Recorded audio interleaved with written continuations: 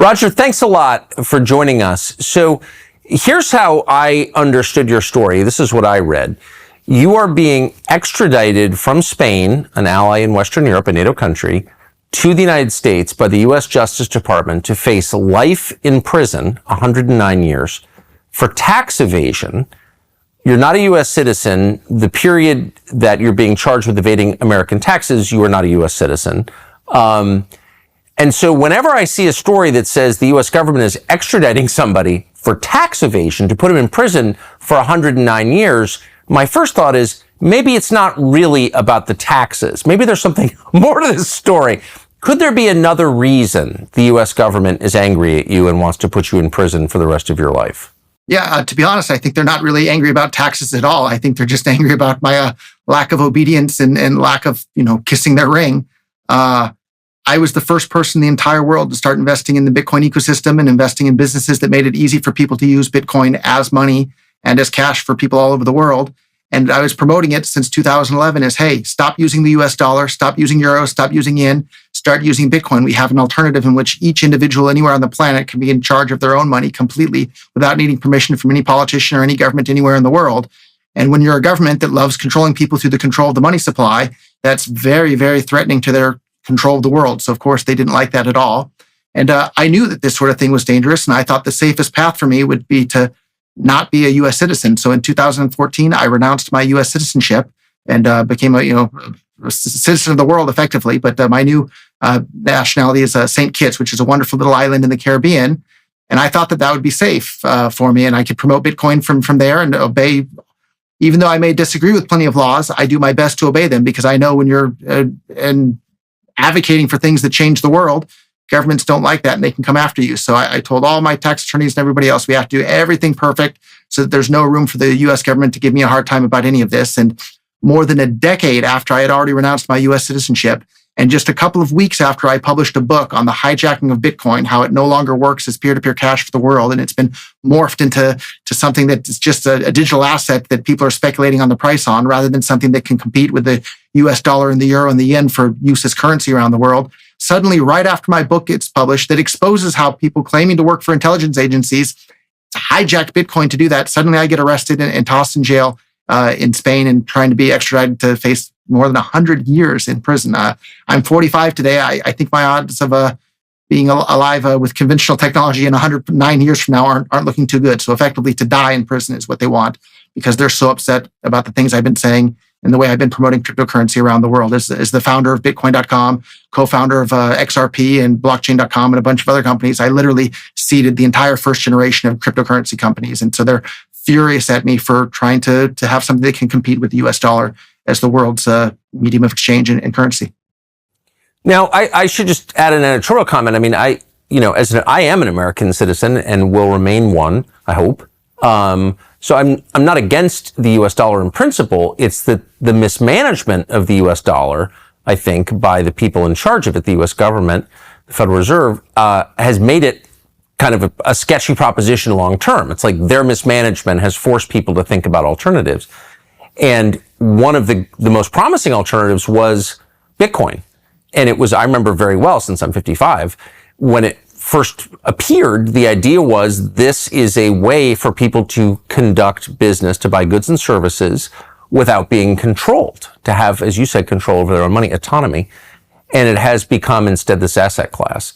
And I'm very interested in how exactly that happened. And so if you wouldn't mind explaining the thesis of your book, what you saw, how that happened. You say subterfuge by the intel agencies played a role. I'll stop talking and let you explain what you saw. Yeah, I think to get started on that, we'll have to back up more than 25 years ago. So when I was a very young man, I ran for political office as a libertarian in California and called for, lower taxes, less government in every area and everywhere. And this was in the year 2000. And for those of us that are old enough to remember, in the late 1990s, there was an incident in Waco, Texas, where there was a religious group there with, a bunch of adults, but a bunch of kids, some of them, 3, 4, 5 years old, like little kids. And even if the parents were religious nuts, the ATF and FBI literally burnt to death everybody in their home there and then posed for photos on top of the corpses of little kids. And that sort of thing is not okay. And the FBI and ATF are a bunch of murderers for murdering kids. And even if the parents are, doing something illegal, you don't murder the kids over that. And that's exactly what they did. And so in the debate with the Republican and the Democratic candidates, I called the ATF a bunch of murderers that they are for having done that. And boy, did they not like that. I was a 21-year-old kid that had 7 or 8 employees. My business was starting to take off. And I wound up being the only person in the entire world to be prosecuted for selling a firecracker on eBay, even though tons of other resellers were selling it. Cabela's sporting goods catalog was selling it. These were being sold all over the place. I was literally the only person in the entire history of the world to be prosecuted for selling those without a permit. And it wasn't about the fact that I had sold them without a permit. They were mad about the things that I had said. And they even said as much in one of the discussions with my attorneys and the prosecutors and the ATF agents. The ATF agent literally at one point, he pounded his hand on the table and said, "You didn't hear the things that he said," referring to me calling them murderers for literally. And if you burn to death a bunch of kids, you're a murderer. And that's exactly what they did. And so I wound up actually signing a plea deal to do 10 months in federal prison. If I had taken it to trial and lost, which I would have because I was guilty of the laws written, I sold firecrackers without a license, I would have done 7 or 8 years in prison. And so at that point, I no longer felt safe in the US. I had been, politically persecuted already. And so literally the day I was allowed to leave the US, I left. But the way I became a libertarian, I wasn't born a libertarian. I found a book by Ludwig von Mises and then, found some Milton Friedman and then later David Friedman. And then Murray Rothbard is the author that really changed my life. And it was just music to my ears recently hearing Millet down in Argentina talking about how Murray Rothbard was also one of the economists that influenced his life the most. And I want to urge anybody, pick up anything by Murray Rothbard. It'll change your entire view of the world. But in these books on economics, I learned about the origin of money and how something comes to be used as money. And it has to be durable, easily divisible. It has to be portable. It has to be easily recognizable. It has to be difficult to counterfeit. It has to have these certain characteristics that make it usable as money. And so when I read these economics books, I thought, okay, that makes sense. That sounds plausible.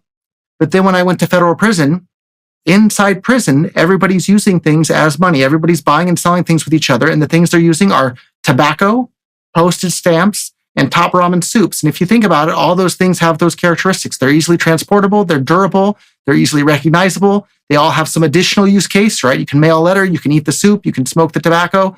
And all those things just naturally, without any order from a guard or any inmate or anybody, they just naturally come to be used as money. And so then when we fast forward more than a decade later there, Bitcoin came along. And I had the theoretical knowledge from the books that I had read, and I had the practical experience from my time in prison. There was no doubt in my mind whatsoever that people were going to start using Bitcoin as money. And so I thought, oh, this is every libertarian's dream come true. Suddenly now we're going to have a choice. And I'm not against the US dollar or the yen or the euro. I'm pro-choice. I think people should be able to choose what form of money they want to use. And whether it's the dollar, the euro, the yen, or Bitcoin, or some other cryptocurrency out there, I think people deserve the right to have that choice. And I want to see that enabled. And so when Bitcoin came along, the first step was for me to buy a bunch of Bitcoin. I bought my first Bitcoin when they were less than $1 each. And then my business, memorydealers.com, became the first established business in the entire world to start accepting Bitcoin for payments. And we started advertising, we accept Bitcoin. Not a single customer paid us initially in Bitcoin, but it got worldwide media attention for the first time. And I remember it was in June of 2011. And in the course of 2, maybe 3 weeks, the price of Bitcoin went from around $3 a Bitcoin to $30 a Bitcoin. And that was the first time in the history of Bitcoin up to that point in which it started to get some worldwide media attention. And what an interesting thing happened. So the main discussion forum where everybody up to that point was talking about Bitcoin was a website called bitcointalk.org.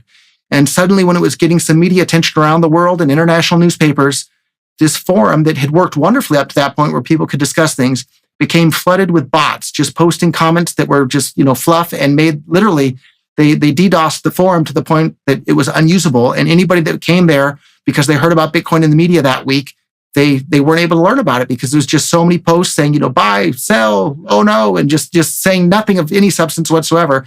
So somebody out there literally made the forum unusable as early as 2011. And around that same time, we already know that the CIA was interested in Bitcoin because they were asking different Bitcoin developers to, hey, can you explain Bitcoin to us? So way back when the vast majority of the world hadn't even heard of Bitcoin yet, the CIA was looking into it, and somebody was actively preventing it from spreading as quickly as it otherwise could have by shutting down the forum effectively when so many new people were coming to Bitcoin to learn about it for the first time. And in the early days, everybody knew, though, Bitcoin was supposed to be money for the world. Bitcoin was supposed to be used for payments as peer-to-peer cash for the world. And that's how people were using it. And, I was doing payroll in it, and I was paying my suppliers overseas. I hosted the first Bitcoin meetup ever in China about it. Like, I was really doing my best to spread this all over the world, including, paying for national radio ads for it. Like, it was really, really spreading. But then later, in, I believe, 2012, a person using the name John Dillon, who claimed to work for intelligence, spent more than $10,000. I forget the exact amount, but a significant sum of money to start producing propaganda to trick people into thinking that by keeping the blocks on Bitcoin small, it would make it more decentralized.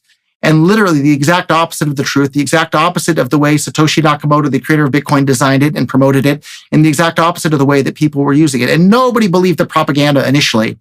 But then later, this giant wave of censorship took place. Anonymous people that nobody knows their real names managed to get control of all the main discussion platforms for Bitcoin. And then suddenly, one day overnight, nobody was even allowed to advocate for Bitcoin being used as money. And they censored anybody that tried to do that. And initially, everybody saw through it. But then everybody that came to Bitcoin after the censorship began, they just started believing it. And today, the main people that are out there promoting Bitcoin, they literally say, oh, Bitcoin shouldn't compete with the US dollar. Bitcoin, you shouldn't use it as money. You shouldn't use it to pay for things. Like, Bitcoin is just a digital asset. You should just hold it. And it's the exact opposite. They've through the censorship and the propaganda, they've literally hijacked Bitcoin. And I literally wrote an entire book about it. You can find more at hijackingbitcoin.com. It's available on Amazon and everywhere else. And lo and behold, just a couple of weeks after the book is published, I get arrested, and now I'm facing 109 years in federal prison for having exposed the way in which Bitcoin was hijacked. And you can think all day long that the new version of Bitcoin that people are promoting is better. Okay, but you can't admit that it wasn't hijacked.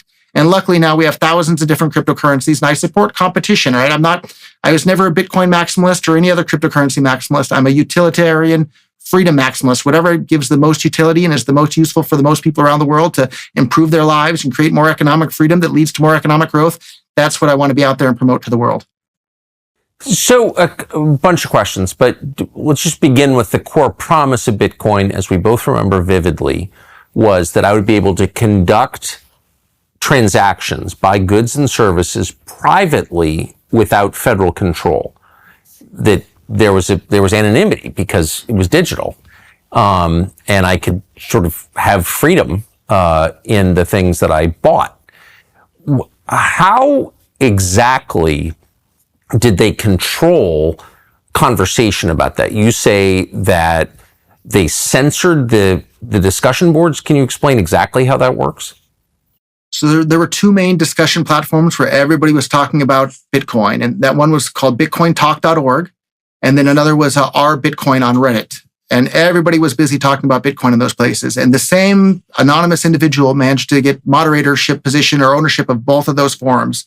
And one day he decided to turn on the censorship, and they would ban anybody that would state anything that wasn't in line with the small block propaganda about Bitcoin. And when the censorship first began, people started a thread on Reddit complaining about the censorship. At that point, it was the most upvoted thread ever in the entire history of that Bitcoin subreddit. And what did they do? They then deleted that post as well and banned the people that were participating in that post. And the censorship still goes on to this very day. If you go on Our Bitcoin or BitcoinTalk.org and post anything in favor of Bitcoin being able to scale to be money for the world, they will ban your account. And it's really, really a shame, because so the average person that's involved in Bitcoin today, they just see, oh, the price is about $100,000 each. And Michael Saylor's talking about, pay your taxes and don't be inflammatory. Don't compete with the US dollar. That's going to make Visa and MasterCard and the government angry. Don't do any of that. He's saying literally the exact opposite of what everybody was saying in the beginning of Bitcoin, which is like, this finally gives people a choice as to what form of money they were to use. And so imagine if everybody was using Bitcoin as money in commerce to, do their payroll and buy things online and pay for everything. How would the US government be able to give billions and billions of dollars to Ukraine when most people don't want that to happen? How would they be able to spend billions and billions of dollars on all these foreign wars that most people don't want to be able to have happen? They wouldn't be able to just inflate it out of thin air. Suddenly, government would be much, much more accountable to the people. And, they teach everybody in school, oh, government works for the people. Well, if people were using a hard asset cryptocurrency as money in everyday life, government really would have to be much more accountable to the people than they are today. And that's why government doesn't want that. So that's why they've been doing everything they can to subvert Bitcoin and prevent people from being able to use cryptocurrencies as money in daily life, whether it's from tax policy or tax reporting or exit taxes or anything else.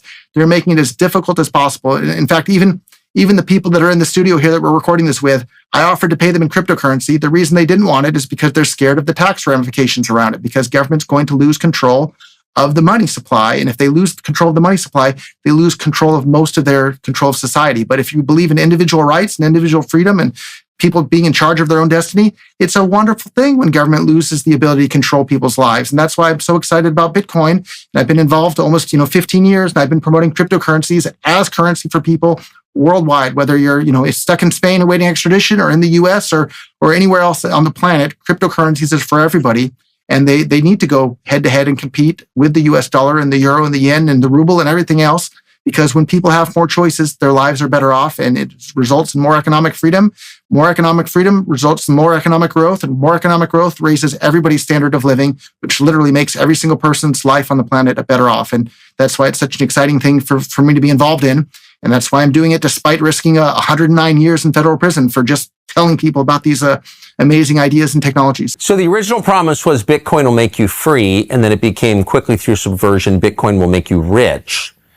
And that was enough to kind of derail the promise. I should note that you are rich from Bitcoin. I mean, and you could very easily kind of not say anything and just be happily rich with Bitcoin because you bought a lot of it early. And so it sounds like your ideological commitment is overriding your financial interests. It's not even close for me. So I was a multimillionaire before Bitcoin had ever even been invented. I had my own tech companies in Silicon Valley that had done very well for me. Lots of people talk about, win Lambo, and I'm going to sell my Bitcoin and buy a Lambo. I had multiple Lamborghinis before Bitcoin had ever even been invented. When Bitcoin came along, I was such a big believer in Bitcoin that I sold my Lamborghini to buy more Bitcoin. That's how excited I was about this philosophically and emotionally and intellectually, because this is literally one of the best tools the world has ever seen to give individuals more control over their own lives. And so I was headed in the exact opposite direction of most of the people that are involved in Bitcoin today. I was selling things to buy more Bitcoin because I knew this was going to become money for the world. And today, maybe it'll be Bitcoin, maybe it'll be a different cryptocurrency, but cryptocurrencies are still certainly the way of the future. And remember, today it's 2024. When Bitcoin first came out, there was no Apple Pay, there was no Zelle, there was barely any of this thing. There was almost no competition, but government successfully delayed the adoption of cryptocurrencies so that now suddenly the traditional financial systems had a chance to catch up and get a lot more done. And it's just really, really frustrating because life is short. As anybody, as each year goes by, they go by faster and faster, and there's less and less of each of our lifespans left. We need the benefits brought by cryptocurrency as soon as possible. And we know all the benefits for the world as soon as possible. Let's not waste time. Yet that's exactly what governments around the world have been doing. They've been delaying and hindering the adoption of cryptocurrency as money, which is literally delaying the progress of all of humankind and all of human society. And it's really frustrating to see that happen. The most frustrating part from my perspective is the inability to use cryptocurrency apparently with any privacy. I mean, that is the core promise. I earned the money, didn't do anything wrong, and I would like to buy something that's sort of no one's business, whether I'm buying it or not. And I would like to do that in privacy. I don't think that's a weird thing to want. It's a human thing to want. And is that possible? Is my question. Is it now possible to conduct any kind of business with crypto anonymously? So in the early days, everybody thought Bitcoin was basically anonymous and people treated it that way. And then websites came up that were selling things that governments might not necessarily want you to buy. And people were using Bitcoin for that because they thought it was basically anonymous. And then later on, we found out that it wasn't anonymous at all, but additional steps were taken to make Bitcoin even less anonymous. And today, most people are just using custodial wallets, which are, it's not even a wallet. It's just an account, and it's no more private than your, Bank of America or PayPal account. And in fact, it's even less private than those things because anybody can take a look at the blockchain and see what's there. But luckily, there's other cryptocurrencies out there that do give people more privacy. So there's things like Monero, which most people are now using if they want some privacy. But there's even more exciting technologies and coins out there. There's another one called Zeno that allows anybody to create their own privacy token in which nobody can see what's going on. And if you really want to get the three-letter agencies upset or governments upset, there's a project called Confidential Layer, which is creating a bridge from Bitcoin, BitcoinCash, and Ethereum onto Zano. So you can take Bitcoin with no privacy at all or Ethereum with no privacy at all and bridge it permissionlessly with no custodian and no central point of attack onto Zano. And when it's on Zano, you have very, very strong privacy with that as well. And so I think that's going to make a whole lot more privacy come to the entire cryptocurrency ecosystem. But governments are going to hate that. Like Monero that I mentioned before, it's preemptively banned from being listed on most exchanges in most of the world at this point. And that's simply because governments have much less of an ability to spy on people that are using things like Monero or Zano. And that's why I'm a big fan of things like Monero or Zano today. And in fact, today, I would be embarrassed to promote, I am embarrassed to promote Bitcoin to people today because the transactions are slow, expensive, unreliable, and you have no privacy. I would be proud to promote something like a Monero or a Zano or a Zcash or a Zcoin or any of these privacy tools out there because those are the ones that provide more individual control to people and more privacy and more economic freedom to people over the world.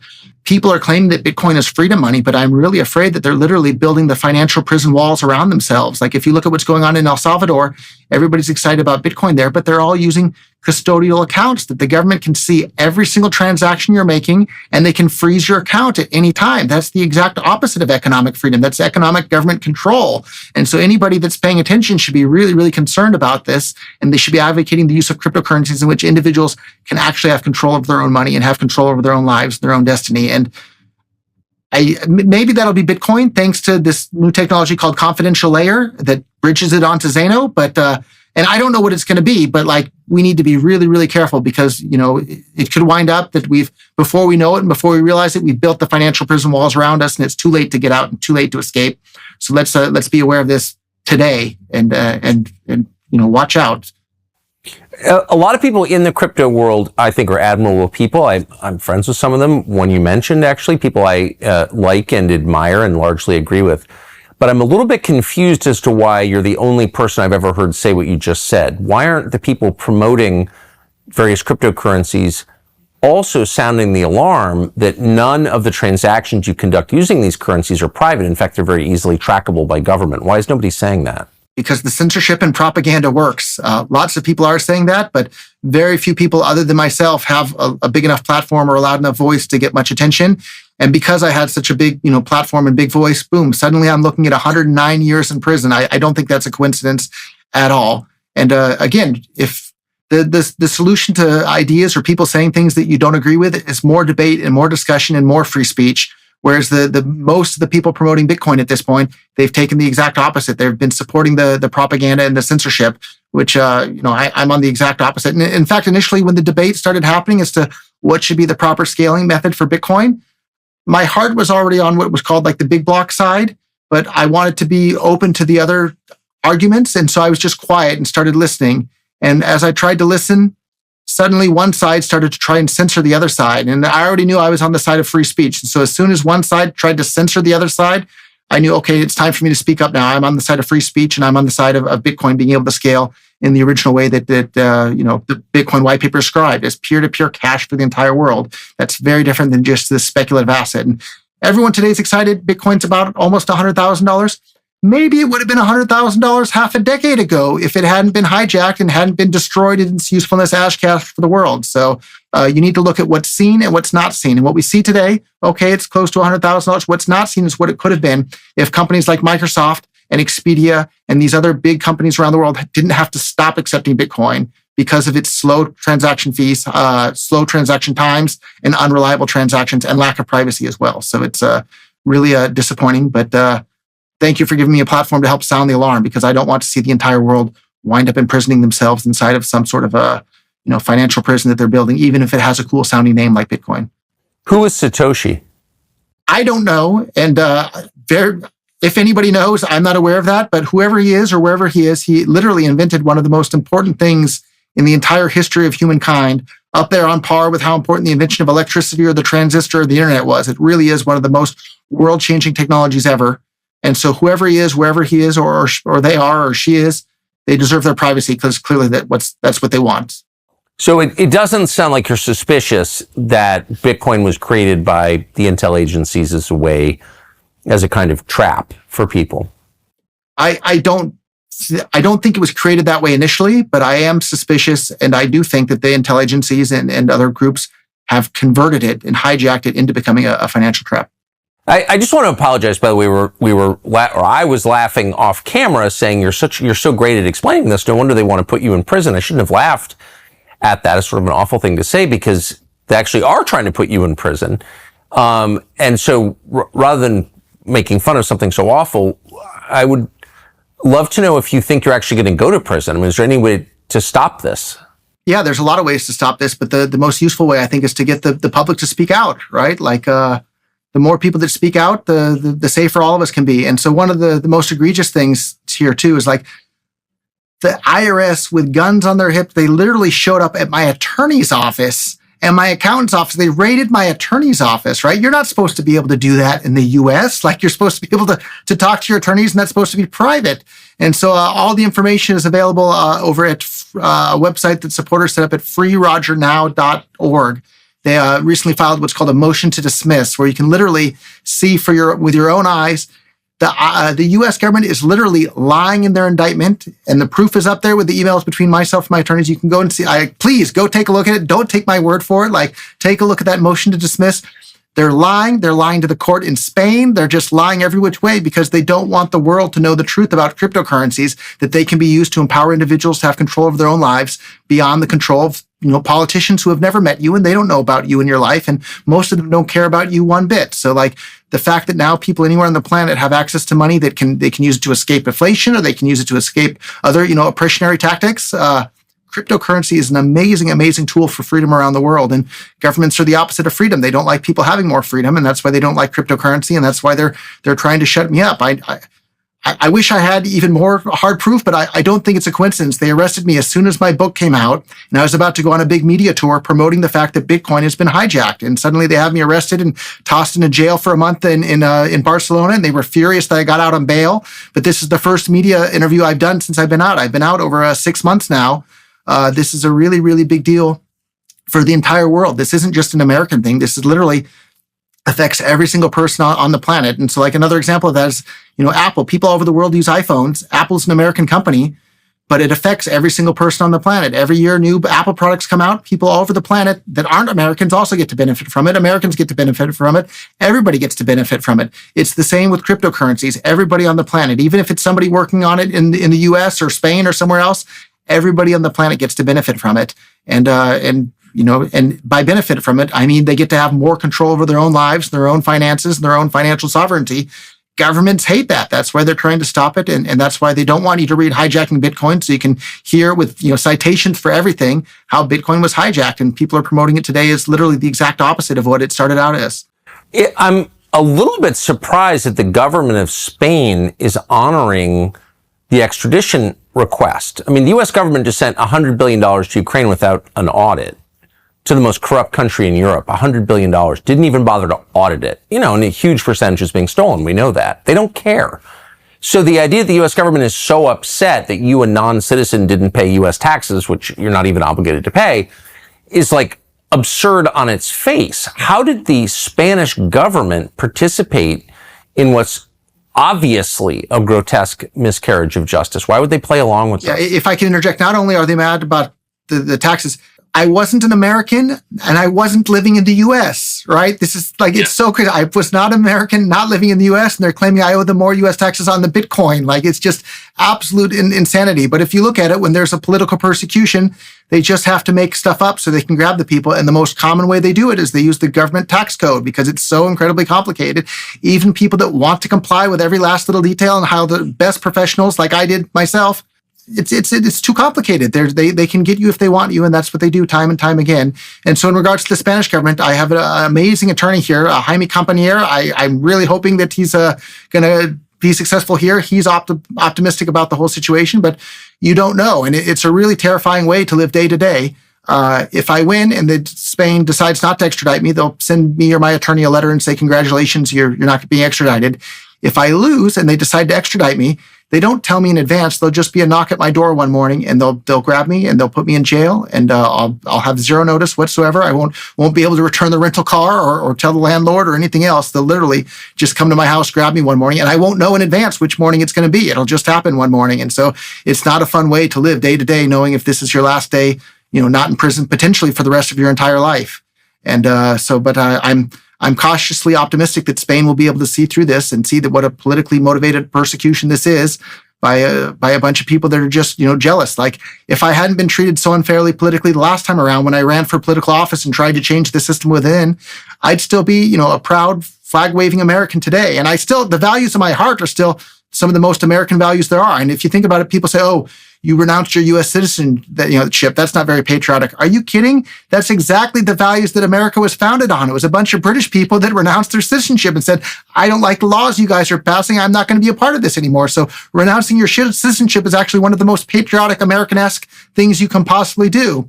And I hope the Spanish government will be able to see, like, I've been out there, speaking out to the world about the benefits of cryptocurrency. The U.S. government has the most to lose because the dollar is the world reserve currency, so they like it less than even other governments. This is clearly a politically motivated persecution, and my faith and hope and my dreams are with the Spanish government to not extradite me at this point, and I hope they do the right thing and they can see what's going on. But I also have. Maybe I can beat the whole thing at trial as well, but you never know. You're rolling the dice there, even though I'm completely innocent. But we also could have the Department of Justice and IRS just drop all the charges because I'm completely innocent. And we literally fought this thing all the way to the Supreme Court in regards to my attorney-client privilege documents. When they finally got access to those documents, they were probably mad because it was me literally telling my attorneys, do everything perfectly. I don't want to have any problems. And so they had a big giant letdown. So there was a Supreme Court case in regards to myself. People need to understand how insane it is that the IRS raided my tax attorney, their office. How can you raid someone's attorney's office to violate attorney-client privilege in the U.S.? That's the stuff that all the U.S. propaganda wants you to believe goes on in Russia all the time and other countries, but they're doing it right there at home in where I was born and raised in the United States of America. It's insane that that's going on. So President Biden can do the right thing. He just recently, pardoned his son. He can issue a preemptive pardon for me.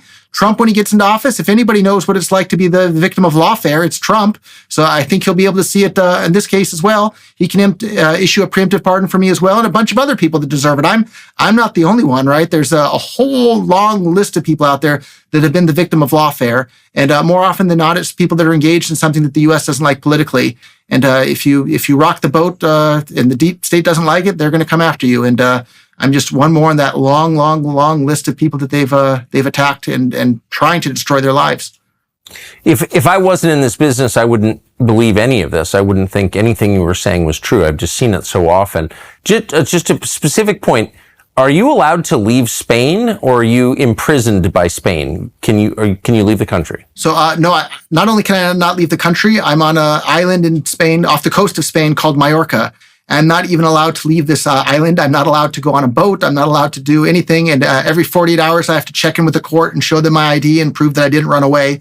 And again, any day could be my last year. If they decide they are going to extradite me, they'll just show up unannounced and arrest me here in Spain and put me back in the Spanish prison, and then at some point ship me to the U.S. Prison as well. And so that's like a pretty nerve-wracking way to live day after day here in Spain. So Spain's a wonderful country, but I would love to be here voluntarily. It's shocking that Spain can act as the jailers for the U.S. government on transparently fake charges. So you already spent a month in Spanish prison? What was that like? My Spanish is certainly better than it was before that happened. I bet. You know prison slang. Yeah, and it actually, because I'm such a clean-cut, well-spoken guy, there were a couple of other people in the prison started to think I must be some sort of an American undercover spying on the prison. So like some of the other inmates were really wary of me and didn't want to speak to me. And luckily nobody, found out who I was or what my role was in regards to cryptocurrency. But some people were awfully suspicious of me, and I was very glad to get out when I finally did. And the U.S. government was very angry that they granted me bail here in Spain. They wanted to hold me in jail in Spain the entire time in a country. I think this was only the second time I'd ever even visited Spain ever. I thought I was only going to be here for 4 days. There was a cryptocurrency conference about privacy cryptocurrencies here, about Zeno and Monero and things like that. I thought I was just going to be here for that. And I was in the hotel lobby after the conference, and some guy I didn't know came up to me with a thick Spanish accent and said, are you Roger Ver? And I said, yes. And Roger Ver, yes. And like 3 or 4 times back and forth. And when I finally convinced him that I was Roger Ver and that we had overcome the language barrier, and I thought he was a crypto guy, wanted to ask for like a, autograph copy of my book or talk about crypto or something. Then he pulled out his badge and said that he has an Interpol arrest warrant. And they arrested me right there in the lobby of the hotel in Barcelona and hauled me off to jail in Spain. And, boy, was I not expecting that one bit to happen. And talk about having your world turned upside down. But it just makes me even more motivated because cryptocurrencies are such an powerful, powerful tool for every human being on the planet. How could I not be quiet about spreading this good message to everybody around the world? So congratulations, America. You made me even more motivated to spread cryptocurrency adoption to the world. That is just one of the craziest stories I think I've ever heard. Roger, Godspeed. We are just rooting for you fervently, and I hope this helps in some small way. Anyway, you're in our thoughts. Thank you. My pleasure, Tucker. And if I can ask people that want to show their support, please head over to freerogernow.org, and I would deeply appreciate that. Thank you.